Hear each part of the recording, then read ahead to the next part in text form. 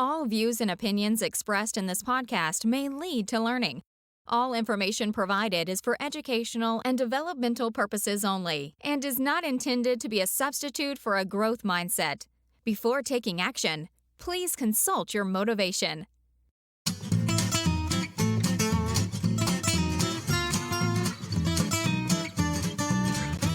This is the Teacher Talking Time podcast.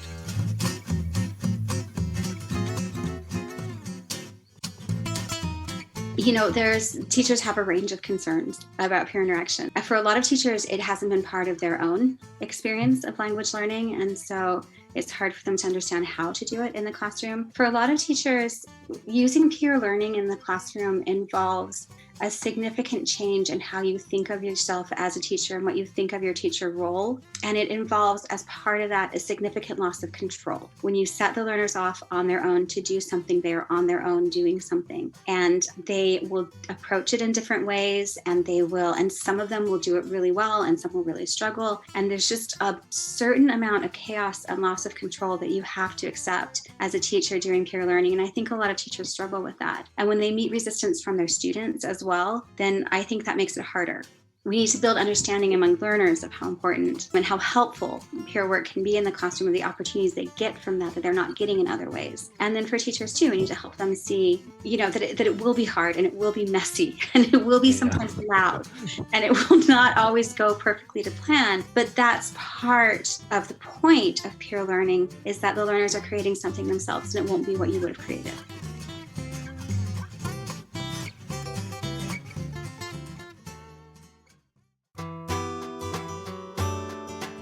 Hello, everyone, and welcome to another episode of the Teacher Talking Time podcast, brought to you by Learn Your English. To those of you who are new listening to this podcast for the first time, the main aim of our podcast is to really deconstruct language teaching, to bridge the gap between research and personal practice. Each episode is dedicated to our vision of education, continuous growth that is accessible, affordable, and appropriate to your context. Andrew, we also have a membership, don't we? We absolutely do. Our Learn Your English Teacher Development membership, where you can join a community of curious teachers and educators who want to achieve more without having to plan and teach more. Leo, you like to say, teach more mindfully, right? That's right. And that's what we try to do with our membership. We try to provide content, mentoring, courses, and more importantly, a community of practice to help teachers plan less so they can actually have time to develop more. And what we focus on, Andrew, mindful and meaningful teaching, better thinking, continuous learning, developing a healthy mind, purposeful creativity, mental tools for thought, and humanistic education. Andrew, if somebody wants to become a member, what do they have to do? Oh, so simple. Just go to courses.learnyourenglish.net and become a member right there. You'll have access to all of our materials, not only for this month, but for all the months that you missed in the past. If you want more information, check out learnyourenglish.net/memberships. Hey, what's up, everyone? This is Angela from Columbus, Ohio, and you're listening to Teacher Talking Time, the Learn Your English podcast.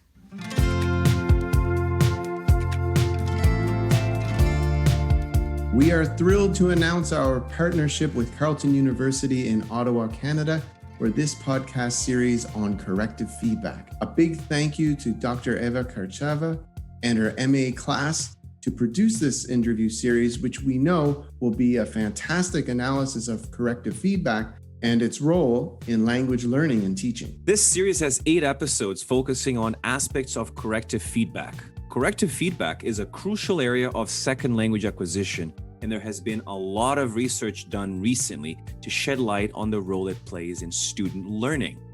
7 of the interviews in this series were conducted by students in Dr. Karchava's MA class as means of assessment to do 2 primary things. Number 1, to connect researchers to their audience, and number 2, to have her students have a greater level of understanding and investment in the research they were reading.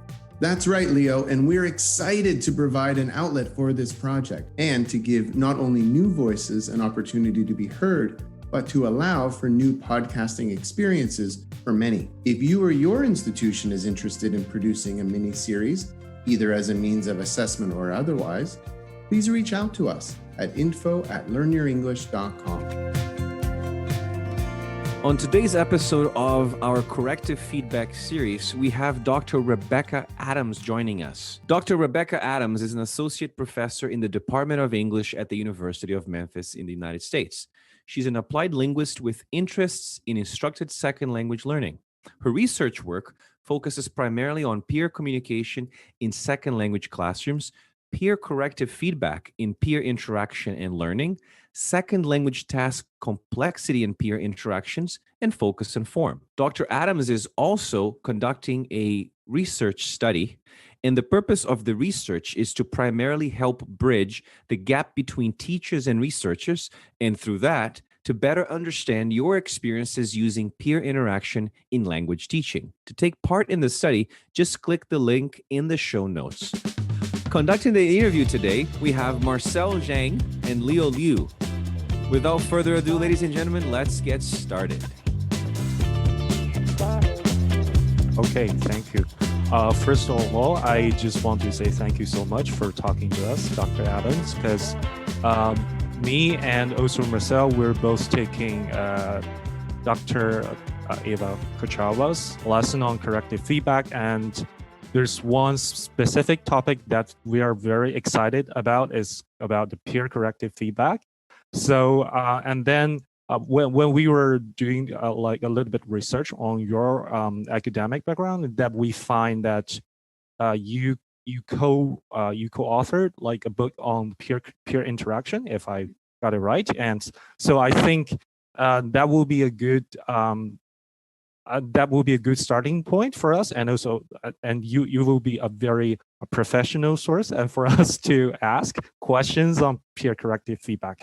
So before we get started, could you tell us a little bit about your research journey to this peer interaction and also peer corrective feedback? Like, how did you start this research interest? You know, it came from both teaching and from research. So like a lot of people in our field, I have background in teaching English as a second language. I did a master's degree in TESOL. And when I was doing that, I was teaching in a community program and in other places. And along the way in that program, you know, this was, oh gosh, it was a long time ago.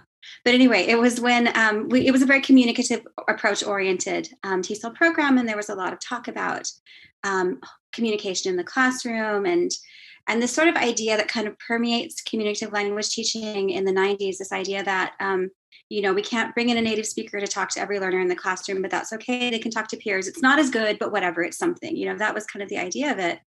And one thing that really stuck with me is multiple times in readings and in discussions, there was this idea put forth that it was okay that learners made mistakes when they worked together because they wouldn't learn each other's mistakes, that they would never. Anyway, this was what we were told. And then I went on when I was working on my PhD. I got a job in the summer teaching in an intensive English program. And I had this very bizarre class. It was 5 learners. 4 of them were Saudis. They were all men and they were all middle-aged. And I was like 24. And they were all adult Saudis and 1 adult Venezuelan. And they were just such an interesting little group. But the Saudi speakers had this expression they used all the time. When they were meant to say, like, you are right, they would say, you are true. And I later worked out that in Arabic, those 2 words are the same. It's the same word. And so they hadn't disambiguated it in English, which makes sense. But the thing that was kind of funny was that the Venezuelan, after a week or so of class, he was saying it too. And there's no Spanish reason why he would be saying that. He had clearly, in this listening and speaking class, learned a mistake from the others. And that was what really piqued my interest, because I just wondered, you know, why did we magically think that they would learn only the right things and not the mistakes from each other? Like, where did that idea come from? And I got interested along the way. I worked in grad school with Dr. Allison Mackey, who works on interaction. And I got interested in how peers interact with each other and wanting to understand better what the context of peer interaction is and what the potential for learning of peer interaction is. And feedback among learners is a big part of that. Yeah, I mean, I'm glad that you mentioned like the peer interaction, especially that it's a very interesting story that one of your learners that pick up something from their peers. So because when we are learning, because Marcel and I, when we are learning corrective feedback, we kind of have this portrait, this assumption that it kind of has to come from like the knowledge authority, or it kind of has to come from like a language teacher, or kind of come from a native speakers of the language. So when we first encounter this concept, we are not entirely sure like what that entails. So could you maybe explain a little bit what exactly is peer corrective feedback? And also, what are the main advantages, disadvantages compared to the traditional feedback we receive from the teachers? So peer feedback, when we say peer interaction, we're talking about interactions between language learners. When we say a peer in this case, we don't necessarily mean like an age level peer. We mean of someone who's, roughly at the same phase of learning a language that you're at. So, so peer feedback is any feedback that they provide to each other in the context of communication. And it can have, in terms of like what it looks like, how we see peer interaction occurring, it's right on the surface. It's very similar to teacher feedback. Learners use a lot of similar feedback corrective moves that we see teachers use. And so they provide implicit and explicit feedback. They sometimes provide feedback using metalinguistic information. So I've had learners say things like, no, that should be past tense in my studies. They provide feedback. We talk about in feedback studies, we talk about input providing feedback that like gives you the correct answer, and output promoting feedback that prompts you to come up with it. They do both, although they tend to do a little bit more output promoting feedback than input providing. But I have, I've seen learners do the whole spectrum of feedback in studies that I've done.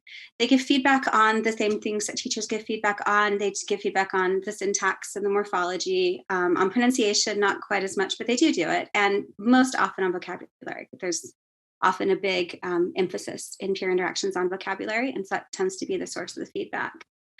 Going to the second part of your question, though, I was thinking about this, and I don't necessarily think about peer feedback in terms of advantages and disadvantages. I think of it in terms of differences. Peer interaction is a really different context of communication than interaction with a teacher or a native speaker. And so the feedback that's provided in that context is also different.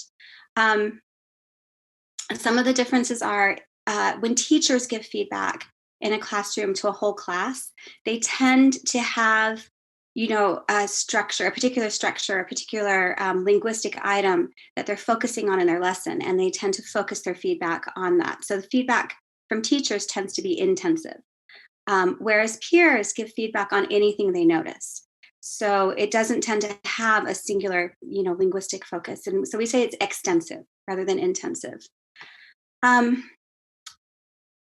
Peer feedback is, and I think like your skepticism that you have about peer feedback, I think a lot of our learners share that. Language learners share that skepticism as well. And so they don't necessarily trust peer feedback the way that they trust teacher feedback. So in the surface, the conversational move can look the same, but the way that the learner perceives it and takes it on board can be quite different. So when we, you guys have known as you've been looking at feedback this semester with Dr. Karchova, I'm sure you've seen quite a few sequences where the student says something, the teacher gives feedback, and then the student does something, they respond somehow to that feedback. We don't necessarily we can see those types of exchanges in peer feedback, but it often looks quite different. It often, instead of just instantly being accepted the way it is with teacher feedback, it's often treated more as a point of departure, sort of a signal that the learners are going to stop furthering the discussion of meaning, and they're going to take a moment and talk about the language that they're using in the communication. And so it's often the starting point to pop out and discuss the form. And often the solution that they come up with in the end is not the same as the feedback that was provided in the beginning. It often ends up being a collaborative resolution and response, as opposed to, the response that the student gives to a teacher feedback. And that very much has to do with the fact that it's not as trusted. The peers don't necessarily trust each other completely the way that they trust the teacher or the native speaker to give them the correct form. But what makes that different, what makes that interesting then, is it allows them to engage in discussing language in ways that they would not do with a teacher or with a native speaker. And it pushes them to bring together their own linguistic knowledge, what they've learned before, and figure out how it applies in this setting, and how they can make connections between the forms that they're using and the meanings they're trying to express. It gives them a chance to do that they would not necessarily get if they were working with a teacher who would just give them the answer eventually.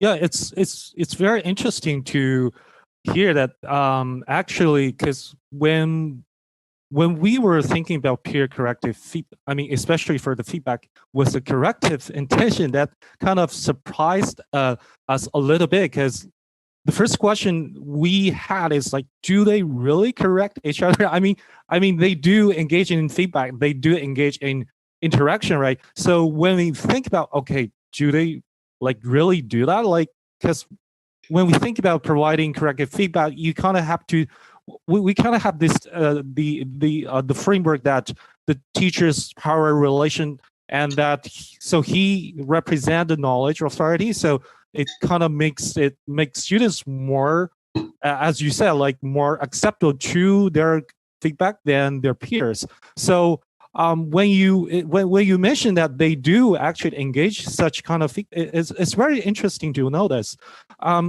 But there's one thing that you mentioned, that you mentioned that it seems that, based on my understanding, correct me if I'm wrong, is it seems that the core point of the peer corrective feedback is for them to correctively working on their knowledge instead of relying on each other's knowledge to correct their linguistic resources. I'm not sure if I take it right. No, I think that is a key feature of peer feedback, that they, when you get feedback from a teacher, you trust it and accept it. When you get feedback from a peer, you question it. And that active questioning is quite helpful. That active questioning pushes learners to analyze their own language use, the language use of the person that they're working with, that they're interacting with, and to draw those resources together to try to figure out a solution. They don't always get it right, they don't always come to the right solution, but that process of thinking it through helps them to notice, helps them, raises awareness and helps them to notice when the teacher comes by and they can ask then, or when they hear the form later in the input.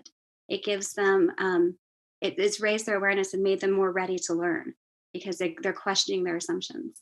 And so it can be really quite valuable. I wonder if it's okay, can I pick back up on something you said at the beginning of that, about, does this really happen? Do peers really give each other feedback?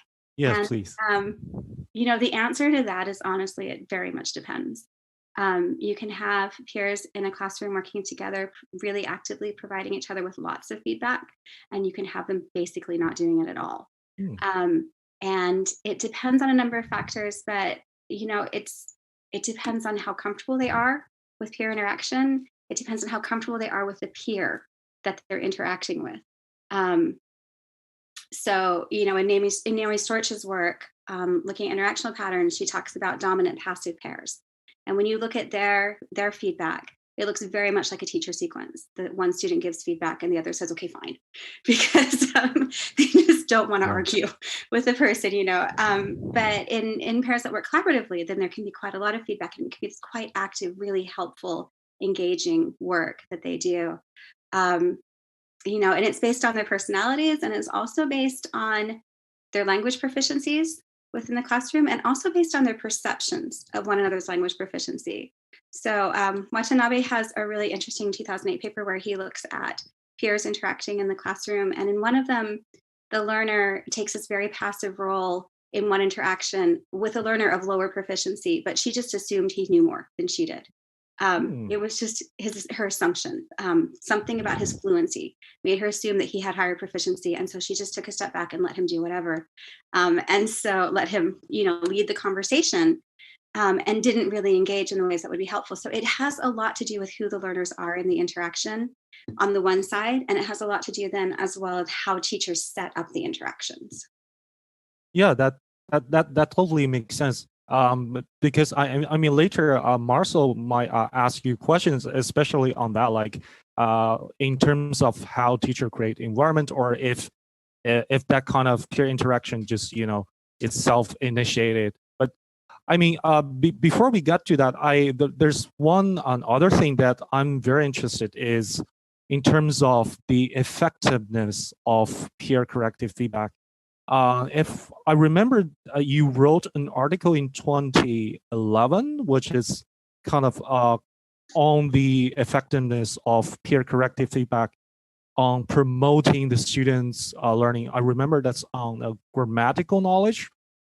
So I'm kind of curious in terms of like learners' gains in language knowledge, how effective is peer corrective feedback? So yeah, in that 2011 study that you're talking about, we didn't find a lot of evidence, and we found very limited evidence that the amount of feedback learners provided to each other influenced the amount of learning they experienced from the communication. In one of my earlier studies, though, and I think that has to do a lot with how we were measuring learning, because we had picked a specific, specific instructional target forms, and we were measuring learning on these specific linguistic items. And an earlier study that I did in 2007, instead of measuring learning that way, I looked at whatever corrective feedback they applied. And for each learner, I did an individual test based on the actual feedback they received on vocabulary, on grammar, on everything they had gotten in the interactions. And on that one, I showed quite a bit of learning. But they about a week later, they still remembered about 60% of this feedback they'd received. And sometimes these very short episodes, they retain that for quite a while. So I think it has to do with how we think about learning. Like I said in the beginning, peer feedback doesn't tend to be intensive. And so if we're expecting it to promote the learning of one specific form, that may not be its strength. But in terms of extensive implicit learning of a wide variety of features, then it can be quite effective. So whether peer feedback will be an effective way of correcting language depends on the instructional goal. Mm-hmm. If your goal is for them to communicate holistically and get some helpful information and feedback primarily on their vocabulary use, then it's great. If your goal is for them to learn, the past perfect, then peer feedback may not be quite as helpful. So it with everything in teaching, it comes down to what we're trying to do. And I think there's no difference with peer feedback. There is Masatoshi Sato, and he had a series of studies, 2013, 2015 study that looks at training students to provide peer feedback on a specific form. And then in that case, he was able to show that the peer feedback helped them to learn the form. And so it does depend too on how you set it up. But just naturalistically, in my research, I've just gone in and had them do communicative activities and seen what they do. And in that case, it wasn't really great for learning a targeted linguistic structure, but it was really good for raising awareness of vocabulary and a range of other things. That's really interesting. If I can jump in here, Leah, if you don't mind, because that's fascinating. And if I'm inferring correctly, would you suggest that corrective feedback in this sense tends to develop more proficiency than it does a focus on accuracy? We interviewed Dr. Paula Winke from Michigan State about a year ago, maybe even more. And she, does lots of research into testing. And what you're saying about learning is a lot what she talked about on that episode about we can see students' proficiency is quote unquote increase and decrease based on test results. But does that actually mean that they're increasing or decreasing? Are we testing what students are actually learning? Was a question that she left with me that was really interesting, I thought. Does corrective feedback lead itself more so to proficiency building? I think of it, I guess, not so much in those terms as the type of learning, are we learning an item or are we learning a system, if that makes sense? So past tense is a system. It's a rule that you apply systematically, whereas the vocabulary word is an item, or an irregular past tense form is an item. And those are kinds of things that learners tend to focus on when they're giving feedback. It tends to be on the vocabulary, and it tends to be on isolated bits of usage. And so like I said, when I tested specifically those items, they learned quite a few of them. Over time, as learners learn more and more items, they start to infer rules from those items. And so it does lead to system building.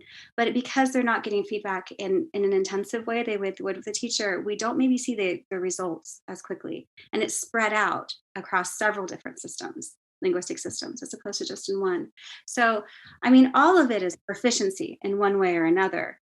But it's a matter of the type of learning that we're looking at. Perfect. Makes sense. Great. Sorry, Leo, to interrupt. Just had a thought. No. I really like your question, Andrew. I mean, especially when you talk about the proficiency development, it's like as Dr. Adams mentioned, because the peer corrective feedback is more extensive. So it does not necessarily focus on one thing. So my next question is actually not quite about proficiency development in general, but it's more about like learning in general. For example, what about learners' autonomy? For example, because learners provide feedback to each other, so which means they are both the provider and the receivers. So has research said anything about like development of their learning autonomy? Well, I think the point you're making is a really good one, because it's very easy as a language learner in a teacher-driven classroom. It's very easy as a language learner to always take a passive role, right? Yep. It's very easy, if we look at classroom discourse between teachers and students, we see lots of what we call IRF sequences, where the instructor asks something, the student responds, and the instructor gives feedback. And it's this very sort of lockstep communication where the learner is cast into this very specific role in the communication. And when you're cast into a really specific communication role, then that limits the type of conversational moves that you will use. And so, like you're saying, in a peer interaction, teachers provide each other with feedback. And as they do that, they're stepping into teacher roles, even momentarily in the interaction. And they're using language in ways that they don't when they're interacting with teachers. So they're asking more questions, and they're probing more, and they're giving more instructions, using more directives. And so there's language functions that they're using that they wouldn't necessarily use if they weren't working with peers. And then the other part of that, is that without the teacher there, the teacher is kind of, we get very good as language teachers, don't we? We get very good at talking to learners. We get very good at understanding what they're trying to do, and we're so helpful. And we just want to fill in the gaps for them and help them out and help them communicate, which is wonderful and warm and welcoming and helps decrease anxiety. But at the same time, we're doing so much for them sometimes that we're not letting them stretch and do things for themselves. And when they work with peers and they don't have kind of that, that teacher, I don't know, it's kind of like a life jacket when you're swimming, right? When you don't have the buoyancy from the teacher propping you up, you've got to struggle harder. And learners learn from that. It opens up opportunities for them to co-construct messages, to work, to combine their knowledge and work together to explore language, to try things out and make mistakes and keep trying in ways that, a classroom discourse would have moved on by now. And when they don't have the teacher there giving them that feedback, giving them that evaluation from somebody else, it opens up a space for them to self-evaluate. And as we know, self-evaluation is core to building autonomy in the classroom. And I think, too, it pushes them, any sort of holistic interaction pushes learners, holistic communication pushes learners to pull together different types of competency. It pushes them to think of the vocabulary they know and the grammar they know and how to pronounce it and how to say it in a way that makes sense to the listener. It pushes them to think about language holistically.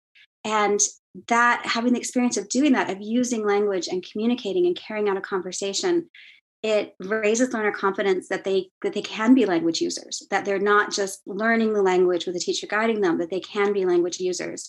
And having those experiences kind of provides them a doorway where they can see how to use language beyond the classroom as well. So I think peer interaction in general is really important for raising learner confidence and creating a self-image, or what the motivation researchers sometimes call like the future ideal self, the idea of this future self that's going to be able to go out in France and speak French and go to the cafe and order a coffee and do these things that they want to do with the language. It shows them how they can do that. And so that's, it changes the way they think about language learning. And the feedback that they receive from one another spurs that process as well. It spurs that co-creation process and those opportunities.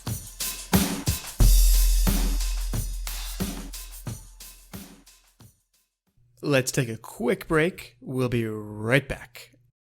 Quality professional development is such an important part of the teaching industry, but it's surprisingly hard to come by. That's why I was so pleased to come across Learn Your English, a company providing online teacher education courses with a fresh perspective. My name is Erin, and I'm an English language teacher. After a decade in the classroom, I found myself teaching the same things in the same way. My learning seemed to have plateaued. I wanted to take charge of my learning, and I really like how the online Learn Your English courses don't prescribe anything. They motivate me to reflect on my teaching and propose tactics and ideas I hadn't considered. If you're a language teacher wanting to learn inside your busy schedule, I highly recommend their online courses on Thinkific. Head on over to lyenetwork.thinkific.com. That's lyenetwork.thinkific.com. Take control of your education. You won't regret it. Hey everyone, my name is Azat Bostaş and I'm from Turkey. You are listening to Teacher Talking Time, the Learn Your English podcast. Hey, merhaba arkadaşlar. Ben Azat Bostaş, Türk'üm. Şu anda Teacher Talking Time grubunun hazırlamış olduğu İngilizce Öğreniyorum podcast'ini dinliyorsunuz. I like that you mentioned the comment on the language teachers, because I used to teach English back in China as well. That I tended to babysit my students. I hate to use it, but yes. So it's great that you mentioned the new roles, or like the things that we didn't see much in a teacher dominant classroom, where you have the peer corrective feedback, where you have the collaborative learning experience construction. But I guess the next part of the question will be like, what should teachers do, right? Like what are the what are the cognition and what are the views and what should I do in this context? And I'm gonna pass that part to my peer Marcel, who is especially interested in that part. Okay, yeah. Marcel, it's yours. Yeah, thank you, Leo.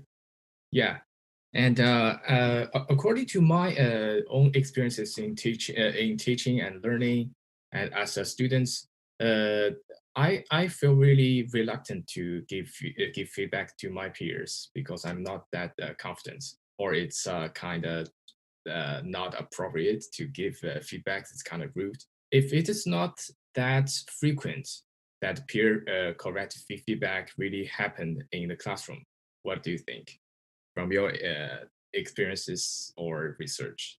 There are a range of learners and there's a range of experiences. And there are some learners that will just jump right in and correct each other and be perfectly confident and happy doing it. And there are a lot of learners who won't.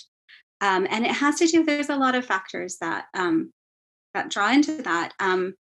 A lot of it is differences in educational cultures, around the world. There are different views of what learning is. And in lots of places, learning is sitting quietly and listening while the teacher tells you things. Yeah. And if you come from a culture that looks at learning in that way, then the whole idea of working with a peer, it doesn't make any sense. It's just not meaningful.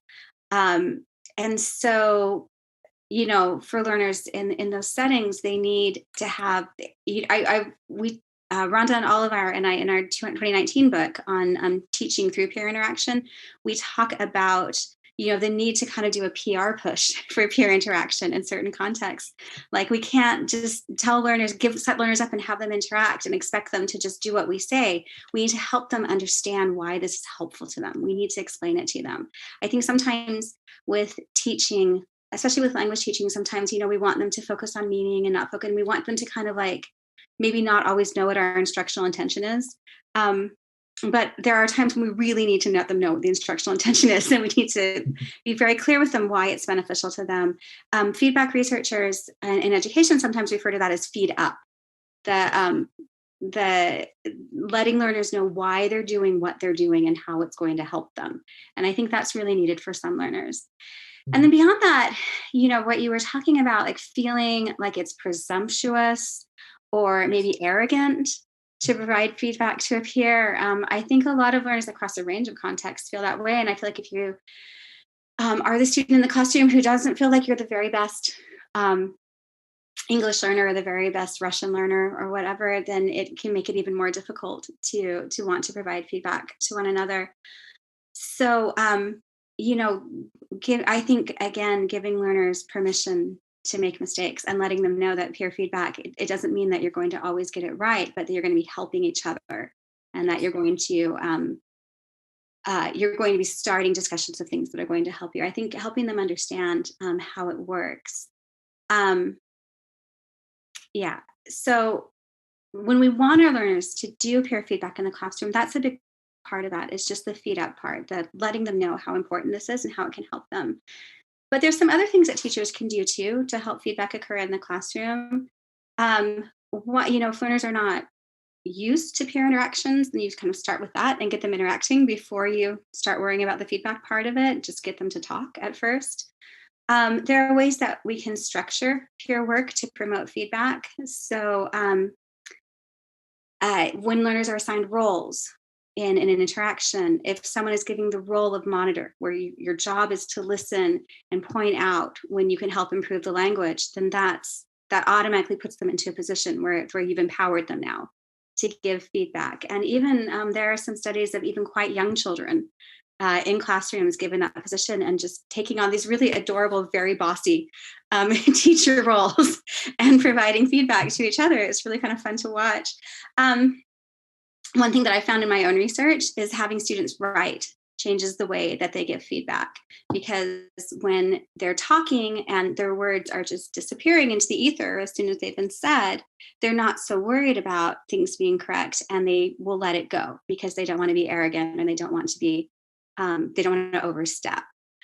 But when they're writing something together and they're going to hand it in and someone else's eyes are going to see it, then many learners will become more concerned about getting things right and more willing to jump in and correct. And of course, the process of writing makes it easier to correct because they've written it down, they've drafted something down, and they can look at it together and talk about it, not having to keep in memory what was said and trying to correct from there. And so it pushes them to care more about correctness, and it helps them have the resources, the cognitive resources available that let them have those discussions about correctness.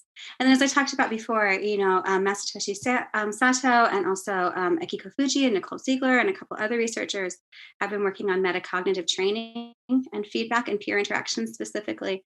And the studies on metacognitive training, teaching learners strategies for giving feedback, they've pretty consistently shown that when we teach learners to give feedback, then they'll do it. They do it more often. If we show them what we want them to do, then they'll try to do it. Thank you. Thank you for giving me.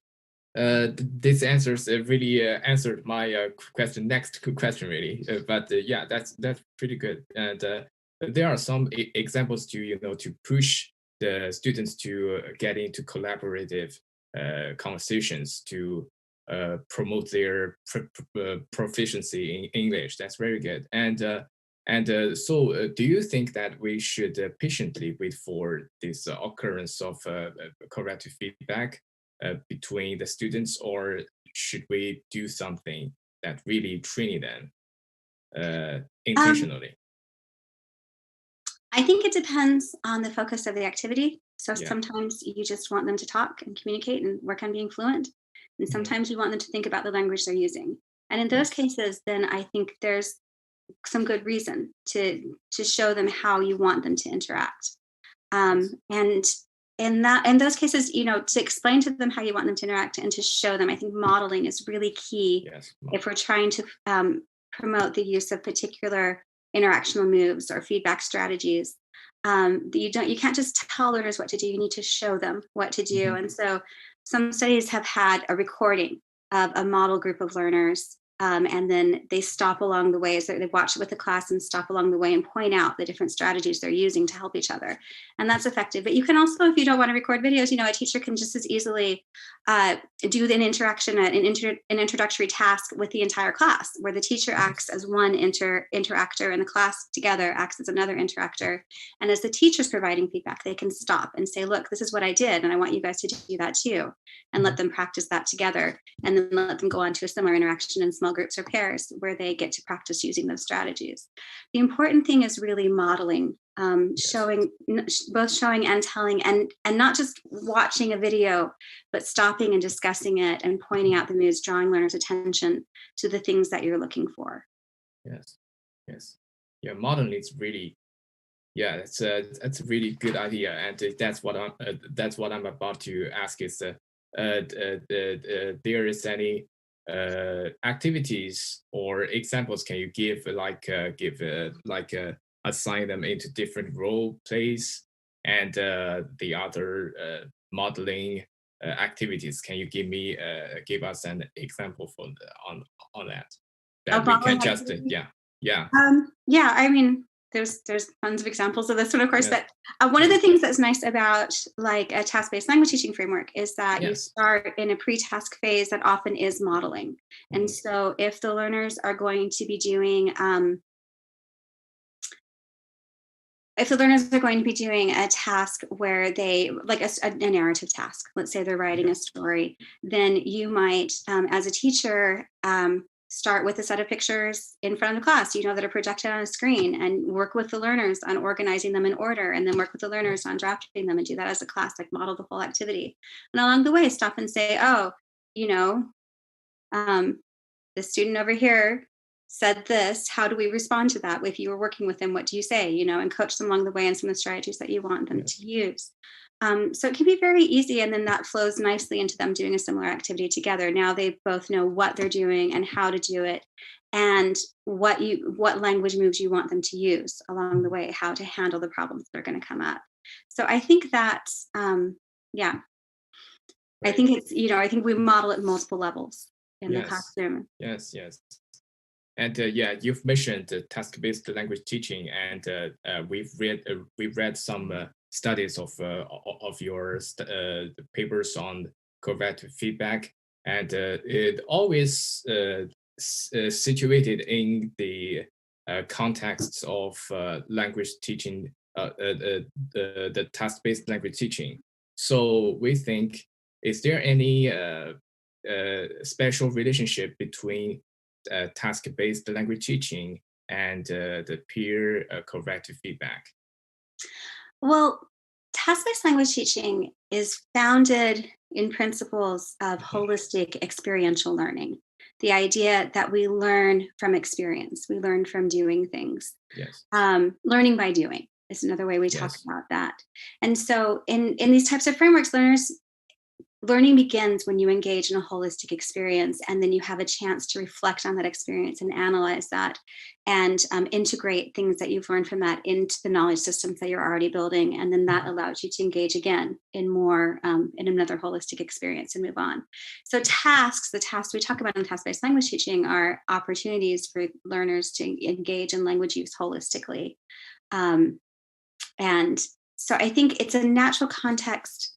Task-based language teaching is a natural context for peer feedback, because it's based on learners having opportunities to experience language use. And then when they get feedback from their peers, that prompts the reflection and analysis part of that cycle. So it fits nicely into an experiential learning cycle. I feel like they fit together nicely. Peers can give feedback, when they're not doing language tasks. And other people probably research that, but my research has focused on task-based language teaching, because I feel like it's such a nice model for how we bring the experience of being a language user into the classroom. And giving peer feedback is an opportunity for learners to use language in ways they normally don't in the classroom. Yes, it's a very good platform for them to perform themselves as the roles that taking initiative, right? As teachers, to give others feedback like you've stated in the role play activity, right? So there's another I don't know, it's a disadvantage or not. It's like the feedbacks that given from the students are not that focused on the target forms of this. Maybe it's objective of this course. So is there any way that we should direct them then into a certain direction, or just to go at the flows then? That, I feel, to me, that is a question that is still empirically open, definitely. Whether we can, through training, through giving learners insights into our instructional objectives, whether we can push them to give feedback more intensively, or whether they're going to continue to naturally do it extensively because that's how they respond. I feel like it may have quite a bit to do with the proficiency level of the learners. Because at the early stages of learning, learning is primarily, language is primarily semantic. Learners are primarily focused on words and getting words out to communicate meaning. And pronouncing them in an acceptable enough way that they can be understood. And so very naturally feedback focuses on the vocabulary and on the pronunciation and in earlier stages of language learning. And so it's not, you might want them to be focusing on the past tense, but they won't necessarily be able to do it. I know that as a language teacher, when I was starting out as an ESL teacher, I know that when I would try to use communicative activities and when I had a grammar focus, I honestly felt sometimes like the learners were like purposely trying to thwart me, like they were going out of their way to avoid using the grammatical form that I had set up for them. But of course, that's not what they were actually doing. They were just trying to communicate in any way that they could. And sometimes, it's very hard to structure an activity where you have to use a certain form a lot. There's almost always another way you can express it that avoids something that's complicated that the learners are, struggling with. And so they would, so you could give them an activity that would be a natural context for the past perfect to emerge, but you almost never have to use the past perfect. You can almost always avoid it. And so they did, they just very naturally did. I think later on in acquisition, when learners are more advanced, we're looking at the more advanced stages of language learning, and particularly learners who are focused on writing. In those phases, it's easier to have a grammatical focus and let them know what the grammatical focus is and have them work on it. It's also, of course, my co-author Rhonda Oliver would also say right here that it's also very different with child learners and older learners. That the way that children perceive the world and the way that they perceive and use language doesn't really allow for a lot of metalinguistic help. It's not how they learn. And so there's, a certain level of age and a certain level of literacy they need to pass before any of that becomes helpful at all. So, there's a lot of factors that go into that. The other question, though, I like to raise, though, when I think about this is, a lot of times in the research on peer interaction, you see people say, oh, but they only focused on vocabulary. But the fact of the matter is vocabulary is really important. So we cannot communicate without vocabulary. So rather than seeing that as a drawback, I just feel like it's a matter of instructional fit. A lot of times learners should be focusing on vocabulary, and peer interaction and peer feedback is helpful then. If the instructional focus is to learn a particular grammatical structure, then maybe peer learning is not your best choice for most of that. And maybe Leo have other questions here. Yes, I do have one additional question, if you don't mind. Because I was thinking about the other day I talked to two other language teachers who kind of had me hesitant to adopt peer corrective feedback in their class. It's very interesting to hear things like that.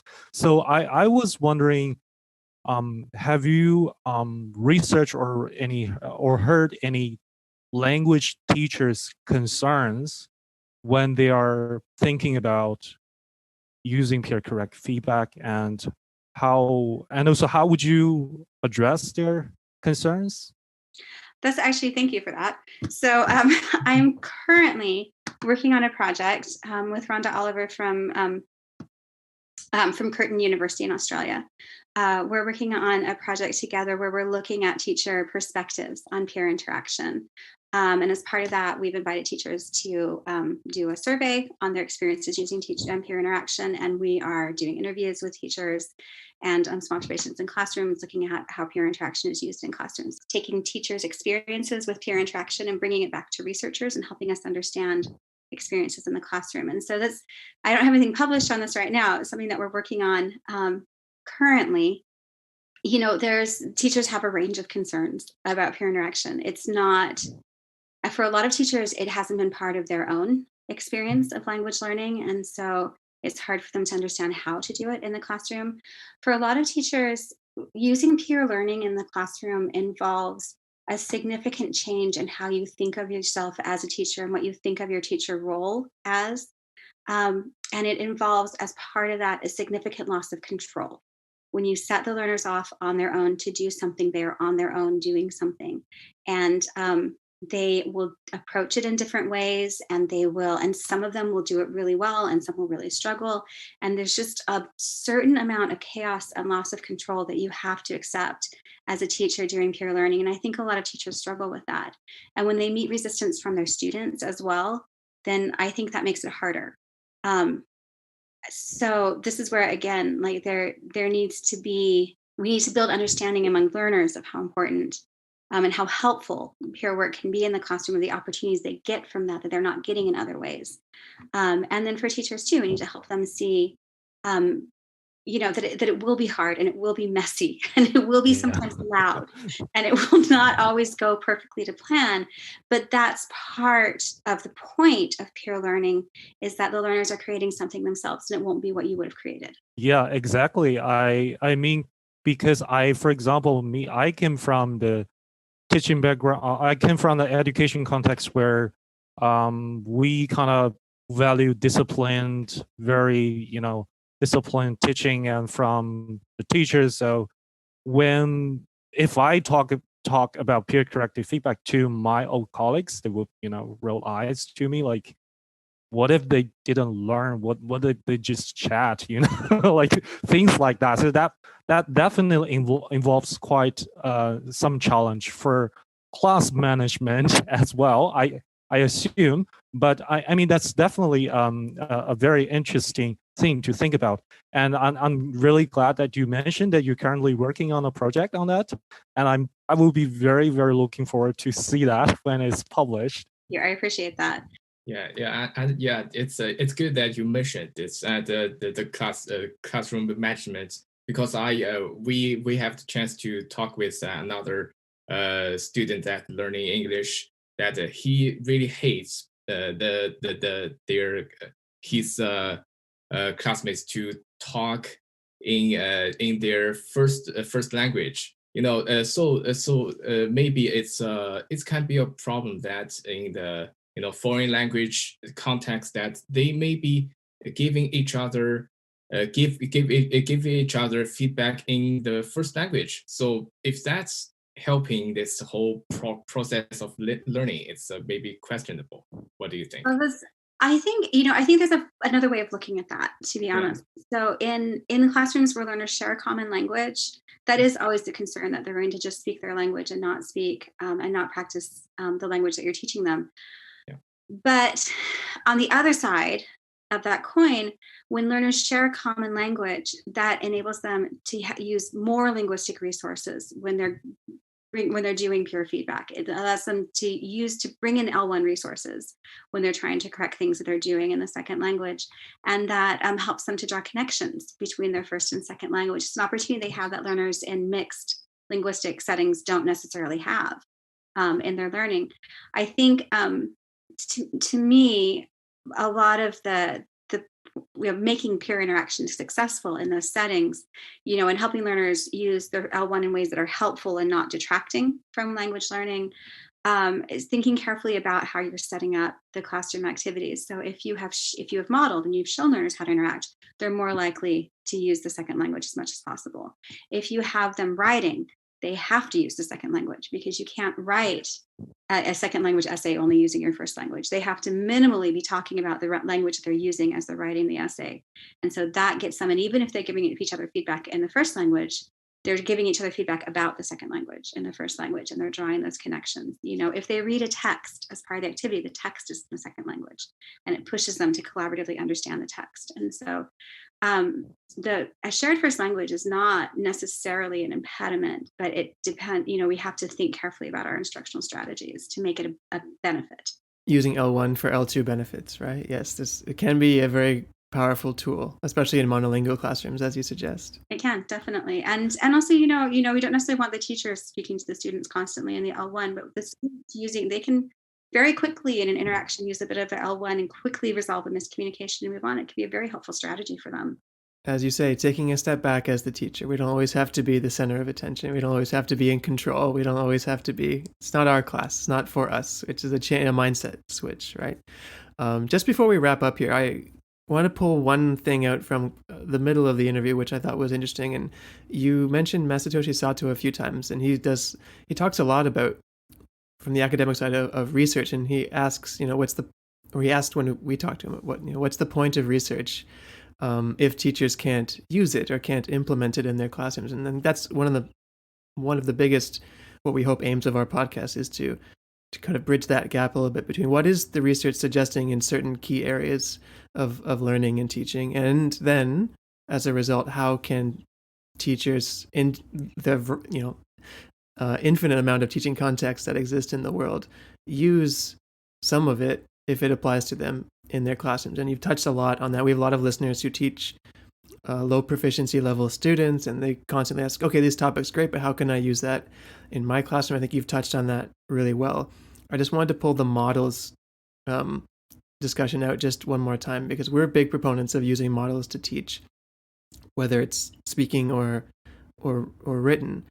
Do you think, or does the research show that the use of models addresses one of those concerns with peer feedback, in that the peers may not, I don't know if trust is the right word, but rely on their peer for the right answer, where they're not, the teacher is, for lack of a better term, the model in the room, the expert, quote unquote, even though I don't like that word expert, but the teacher is, or is perceived to be. If there are models that students are following, provided by, let's say, a teacher that students are holding each other accountable to following, do you think that addresses one of those perceived disadvantages of peer feedback? I think it does. I think too, for teachers worried about, what will they do? Will they know how to interact? Will they know how to help each other? Will they stay on topic? All of those things. I think when I was teaching ESL, the hardest part of teaching was giving instructions.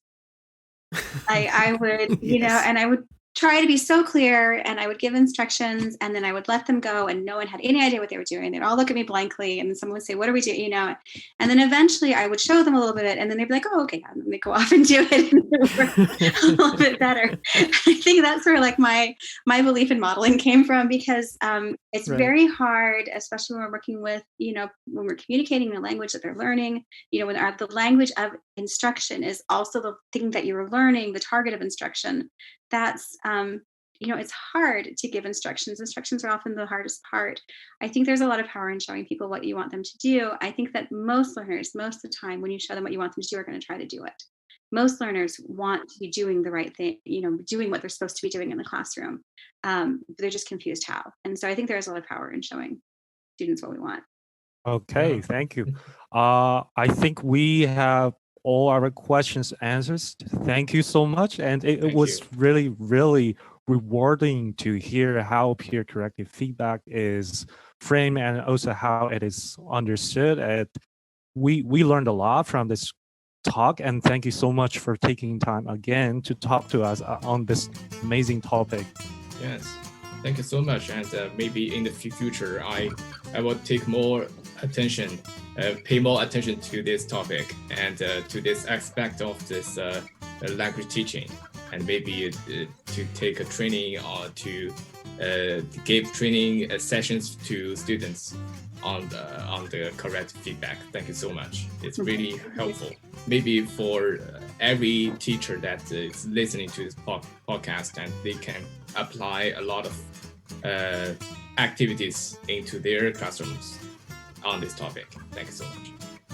Okay, well, thank you so much for having me. I've really enjoyed this.